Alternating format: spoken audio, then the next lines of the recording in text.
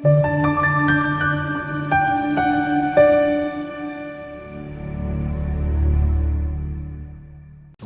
nje sikhulume nawe kwi-channel igama uPastor Nick, i-channel Inflick. Isicela ukuthi usubscribe, ulike, uphinde ube member ye-channel, nanokuthi uma unamandla okunikela unganikela.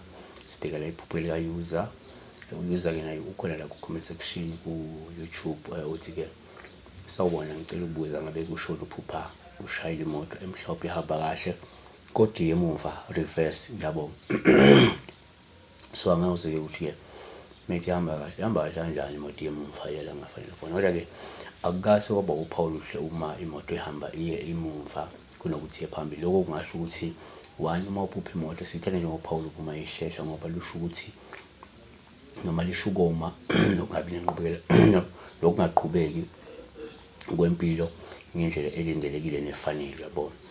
Two, kusho ukuthi ngaphinde kwenze uthole ukuthi uma uphupha imoto kuba uphawu lophuma ishesha usuke likhomba ukuhlushwa umuswa wokungayi indawo empilweni. Usuke ngenze uthole njengamanje umuntu okhathazekile ngokuthi impilo yakho ayindawo, yabo. Three, kungenzeka futhi uphupha imoto kuba uphawu lophuma ishesha usuke likhomba nje ukungathuthuki nokuthi mhlawumbe angeke ube nenqubekela phambili esikhathini esizayo esiseduze, yabo. Futhi ngeze uzoba lokungathuthuki nokungabi nenqubekela phambili njengamanje noma esikhathini esizayo, yabo. Four, kodwa kungaphinde kwenze uthole komunye umuntu uma ephupha imoto ayibona ihlehla kuye, usuke selikhomba ukuthi kungenzeka umuntu omthembile nobambisene nawe uyakubambezela futhi ukubuyisela emuva kakhulu kunokuthi akuse phambili.